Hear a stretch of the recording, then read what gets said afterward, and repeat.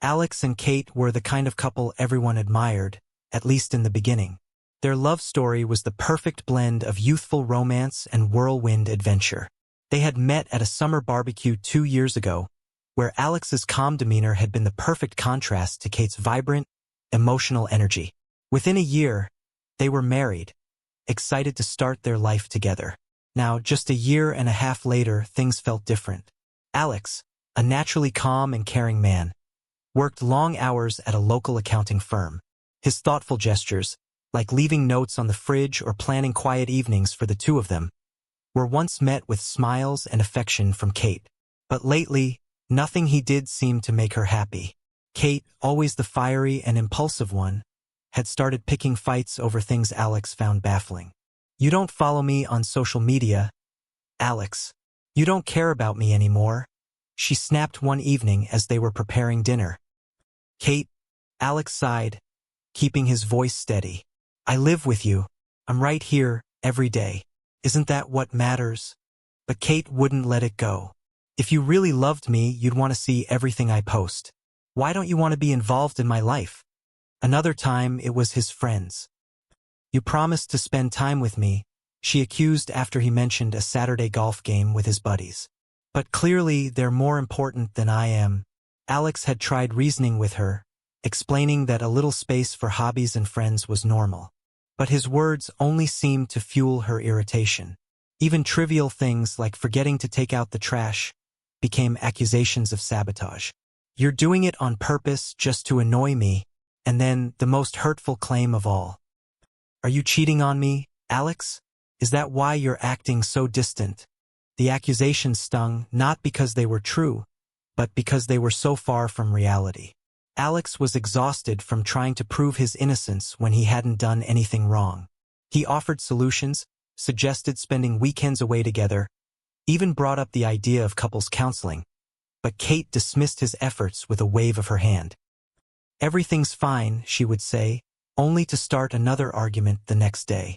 When the fights got too heated, Kate would storm out, either heading to her sister's or meeting up with her friends. Each time, Alex found himself alone in their too-quiet home, wondering where their happiness had gone. The cycle repeated so often it felt like a rhythm Alex couldn't break. Just when he thought things were settling, Kate would bring up divorce during a heated moment. "Maybe we're not meant to be," she'd say tearfully, leaving Alex to wonder if she truly meant it. Yet, by the next morning, it was as if nothing had happened, and life would return to its tense version of normal. Alex was a patient man by nature, but the emotional swings were wearing him down. He loved Kate and wanted to fight for their marriage, but lately he felt like he was fighting alone. The argument started like all the others, small, insignificant, but quickly spiraled out of control. This time it was about Alex forgetting to fix a loose hinge on the cabinet door. To Kate, it was a symptom of something bigger. "You never listen to me, Alex," she exclaimed, her voice sharp and trembling. Alex, sitting at the edge of their worn couch, rubbed his temples and tried to stay calm. "Kate, it's not that I don't listen. It's just been a busy week. I'll take care of it tomorrow, I promise." "Tomorrow? That's always your answer," Kate shot back, pacing the room. "Maybe I'm tired of waiting for tomorrow. Maybe I'm tired of this whole thing." "Kate, stop," Alex said firmly, standing up. "This isn't about a hinge, is it? You're upset, but you're not even giving me a chance to make things better." The word divorce hung in the air between them, unspoken but looming like a dark cloud. Alex hated how often it had come up recently, like an invisible weapon Kate carried, ready to strike. He took a deep breath, trying to steady his voice. "Look, I love you, but we can't keep living like this. We need help." For the first time in weeks, Kate seemed to hesitate. Her usual fire dimmed slightly, and her shoulders sagged. "You think we need therapy?" she asked, her tone uncertain. "I do," Alex replied gently. "I think a family psychologist could help us figure out how to communicate better. We both need to understand what's happening here, Kate. I want this to work." Kate looked down, biting her lip. "Maybe you're right," she said softly, then paused. "But I don't know if I'm ready for that yet." "Then what are you ready for?" Alex asked, his voice laced with exhaustion and hope. Kate's face brightened suddenly, as if a light bulb had gone off. "I need a break," she said, almost giddy. "A fresh perspective. Megan and Isabella have been talking about a girl's trip to Europe for months.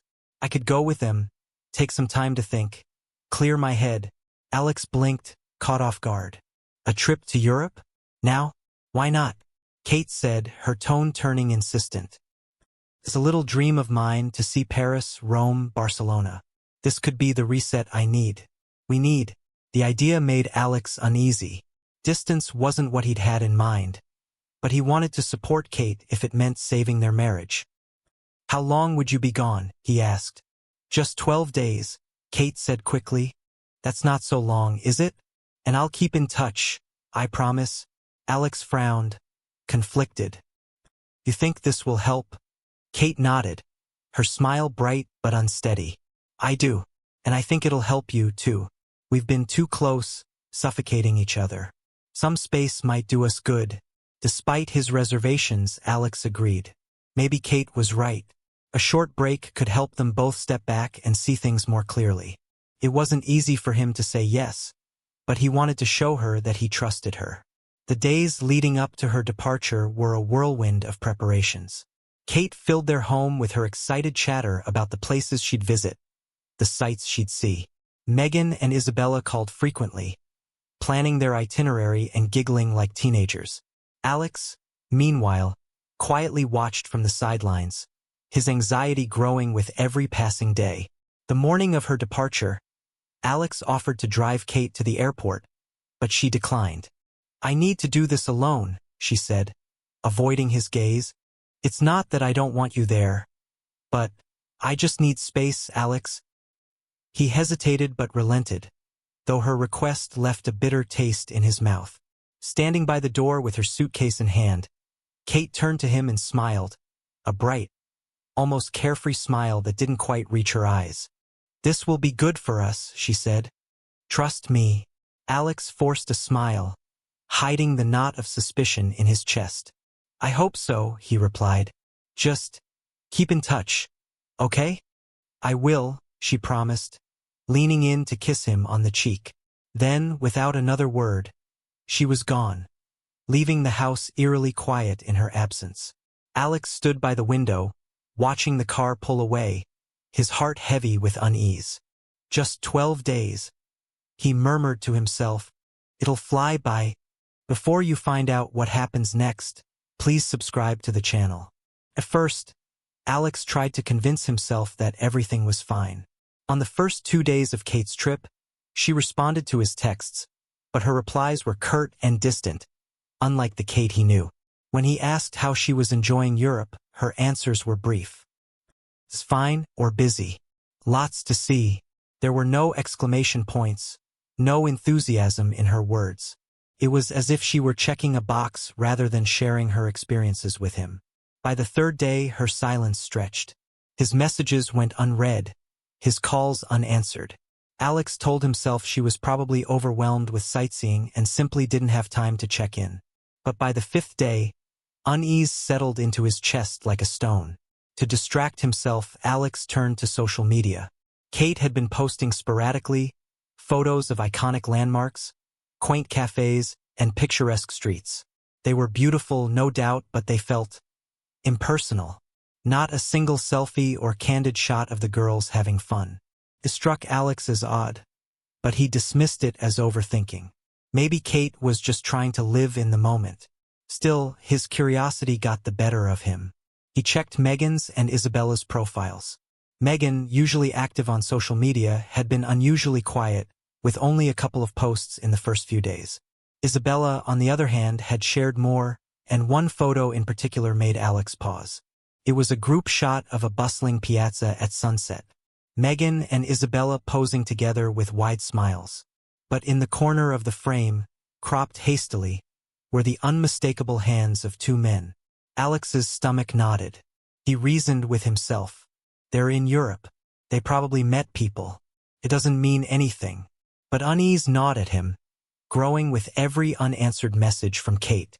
Determined to put his suspicions to rest, Alex dug deeper, scrolling through Isabella's profile.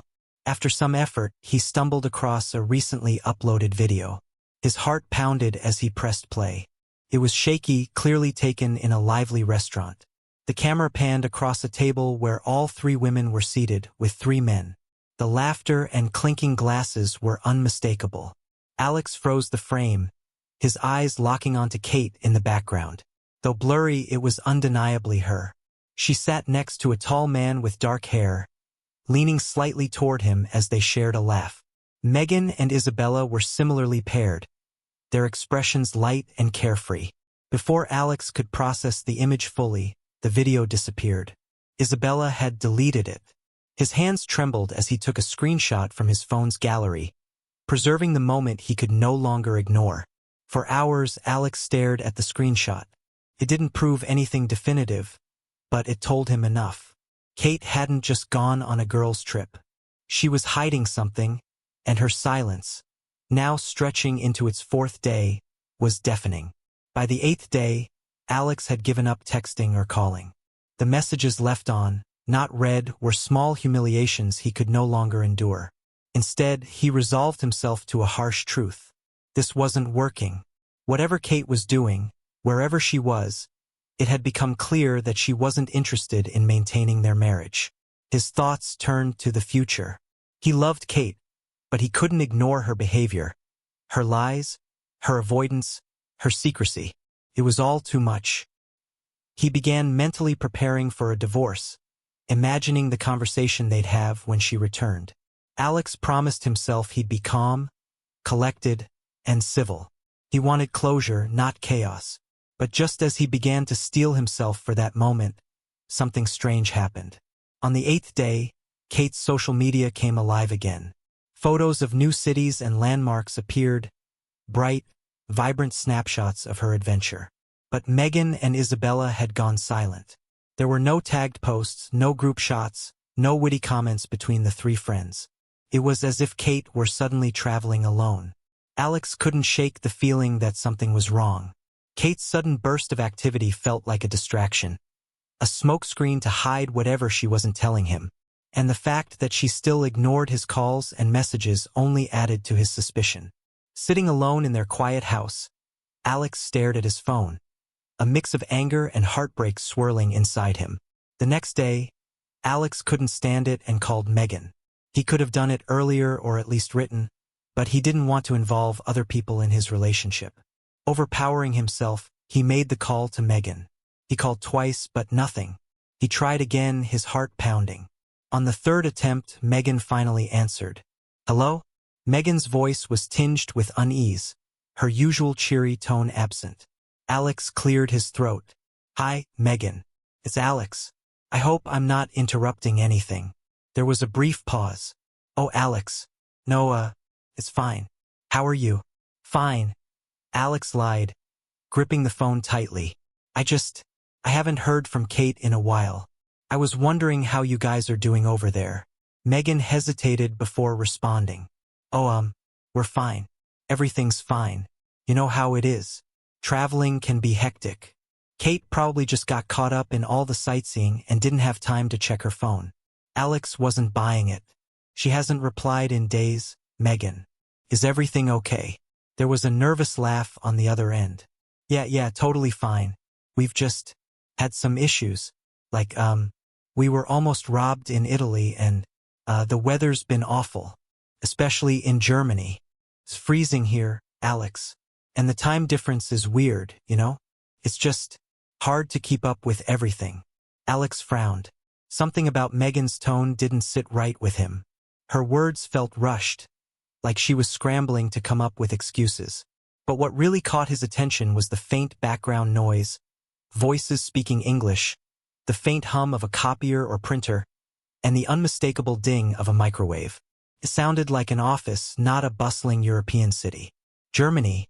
Huh?" Alex said, testing her. "That's a long way from Paris. Are you guys still traveling together?" Megan's voice grew tighter. "Yeah, of course. It's been a lot of moving around. Look, Alex, I'd love to chat more, but I'm really busy right now. Can we talk when we get back?" Before Alex could respond, Megan hurriedly ended the call. He stared at the screen, his suspicion hardening into certainty. Megan wasn't in Europe anymore. The sounds in the background, her rushed answers. It all pointed to one conclusion. She had already returned. Unable to sit still, Alex grabbed his keys and drove across the city to Megan's house. He parked several houses away, careful to stay out of sight, and waited. Hours passed as he watched her quiet street, the minutes crawling by with agonizing slowness. Finally, as the evening shadows stretched long across the pavement, Megan's car pulled into the driveway. Alex slumped down in his seat, his heart sinking as he watched her step out of the car. She was dressed in casual clothes, her hair tied back, carrying a takeout bag in one hand. She looked tired but relaxed, not like someone who had just flown in from Europe. Megan disappeared inside her house, and Alex sat in stunned silence. His worst fears were being confirmed piece by piece. If Megan was back, where was Kate? And why hadn't she told him? His mind raced with questions, each more troubling than the last. He considered confronting Megan then and there, but decided against it. There was no guarantee she'd tell him the truth, and he didn't want to tip his hand too soon. As he drove home, Alex's thoughts spiraled. Today is already day 9 of their European tour, but Megan is already back. Damn it, I'm gonna deal with this chaos. Kate and I are gonna have a serious talk. The next day, Kate texted Alex that she was fine and had just been busy. Alex pretended to be calm. On the 11th day of her trip, Kate finally called. Alex answered on the first ring, masking the tension in his voice. Hey, he said, again feigning calm. Hi, Alex, Kate began, her tone soft but shaky. I'm sorry I haven't been in touch much. It's just been a lot. There were some problems here, and honestly, I've been feeling really off, sick even. I didn't want to worry you. Alex's grip on the phone tightened, but he forced himself to sound understanding. I get it, he replied evenly. Traveling can be exhausting. Are you okay now? Better, Kate said with a sigh. I'll tell you everything when I get back. I miss you and I'll see you soon. Okay? Okay, Alex said, though the knot in his stomach tightened. Soon Kate was back again as promised. Her 12-day tour of Europe was over. Alex had spent the morning pacing the living room, his thoughts a storm of anger, suspicion, and disbelief. He had replayed the past 2 weeks in his mind over and over, trying to make sense of Kate's behavior. The silence, the deleted video, Megan's early return, all of it pointed to one conclusion, but Alex wasn't sure if he was ready to hear it from her. When the front door opened, Alex stood stiffly, his arms crossed. Kate walked in, her suitcase dragging behind her, a wide smile on her face. She didn't give him a chance to speak. Alex, I've missed you so much, she exclaimed, rushing to hug him. Her enthusiasm felt forced, like she was performing. She launched into an animated recounting of her trip. It was so hard, you know. The weather was awful and we've been in all kinds of trouble. We tried to make the most of it, but it just wasn't the same. Alex opened his mouth to speak, but Kate kept going, her words tumbling out in a torrent. And the food didn't sit well with me, and I felt terrible half the time. That's why I wasn't answering. I didn't want to worry you, it was all just too much. But Alex, there's something I need to tell you. She paused dramatically, placing a hand on her stomach. Alex's heart pounded as he stared at her, his worst fears bubbling to the surface. I'm pregnant, Kate announced with a bright, almost triumphant smile. That's why everything's been so strange. Why I've been moody and feeling sick. It's hormones, Alex. Please don't be mad at me. Alex froze. Of all the explanations he had prepared himself for, this was not one of them. He felt his breath catch, his world tilting. You're pregnant? He said, his voice barely above a whisper. Yes, Kate said, her eyes wide and expectant. I know this might be a shock, but it's wonderful news. Isn't it? We're going to be parents. Alex struggled to process her words, but his suspicions refused to be silenced. Slowly, he straightened, his expression hardening. Kate, he began, his voice measured. I have to be honest. I have suspicions, serious ones, that you've been unfaithful. Kate's expression darkened in an instant. Her smile vanished, replaced by a fiery glare. "What?" she exclaimed. "What nonsense are you talking about? Alex? Are you afraid to become a father? Is that it? You're scared of the responsibility, so you're inventing some ridiculous story to avoid it." "That's not it," Alex said firmly, though his voice quivered with controlled anger. "I'm afraid of something else, that this child isn't mine. That's why I think a DNA test is the best solution. It'll clarify everything and complement our divorce." Kate's jaw dropped. For a moment, she looked as though she had been slapped. Then her face twisted with indignation. "Divorce? Are you serious? You're accusing me of cheating and threatening divorce just because I'm pregnant? Alex, you've lost your mind." "No," Alex shot back, his tone cold and steady. "I've been paying attention. You ignored me for days. Megan lied to me and came back early.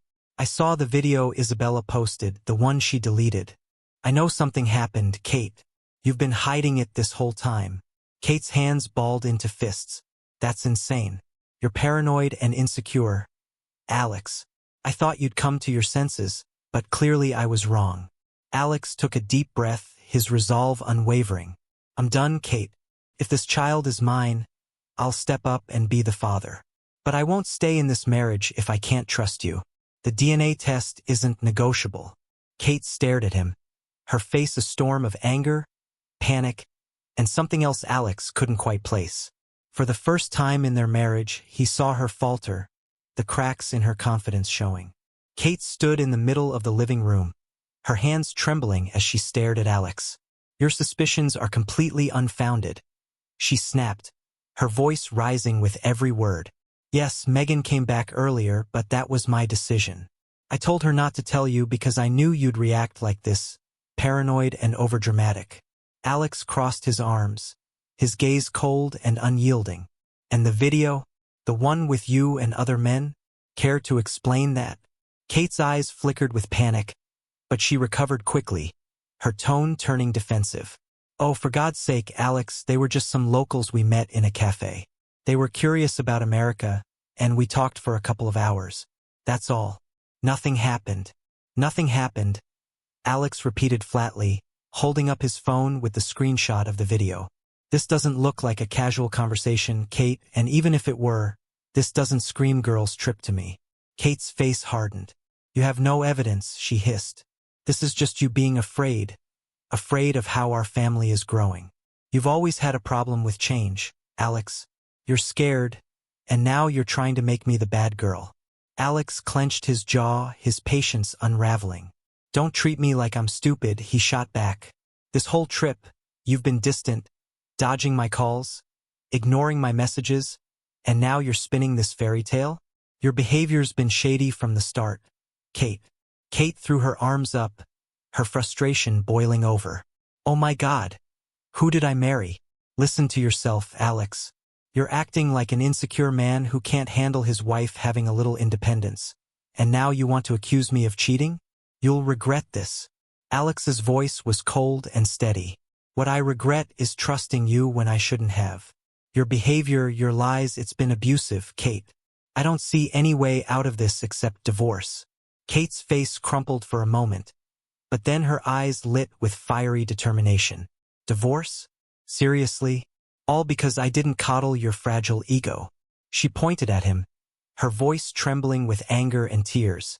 "Yes, we've been fighting, but I thought you were better than this. I thought you could step up." "Step up?" Alex snapped. "Kate, this is either a lie to manipulate me or it's someone else's child. Take your pick." Her eyes filled with tears, and she screamed, "You'll regret this, Alex. You're throwing away everything we've built." She stormed to the door, dragging her suitcase behind her. But before she left, she turned back, her voice cold as ice. "If you don't apologize by tomorrow, then you get out of this house. I'm not going to stress myself out because of you and risk this pregnancy. You've got until tomorrow." And with that, she slammed the door, leaving Alex alone in the suffocating silence of their home. Alex didn't wait for morning. Without a second thought, he grabbed his things, stuffed them into a bag, and left. He wasn't going to beg, and he wasn't going to play her games anymore. The motel room was small and impersonal, but it felt like a haven compared to the house filled with tension and lies. The next day, Alex met with a lawyer. As he laid out the details of the past few weeks, the lawyer listened carefully, occasionally jotting notes. "Sounds like you've made up your mind," the lawyer said at last. "I have," Alex replied firmly. "I can't stay in this marriage. Not after everything." When Kate found out Alex had filed for divorce, her shock quickly turned to fury. She called him that evening, her voice sharp and unrelenting. "You think you can just walk away like this?" she spat. "You're not going to ruin my life, Alex. I'll fight you every step of the way." "Fight all you want," Alex replied coldly. "But I'm done with this marriage, and I'll get the truth about that child one way or another." Kate didn't back down. Over the next few days, she launched a campaign of chaos. She flooded Alex with texts and calls, alternating between tearful apologies and angry threats. She contacted mutual friends, painting Alex as a cruel, controlling husband who couldn't handle the idea of being a father.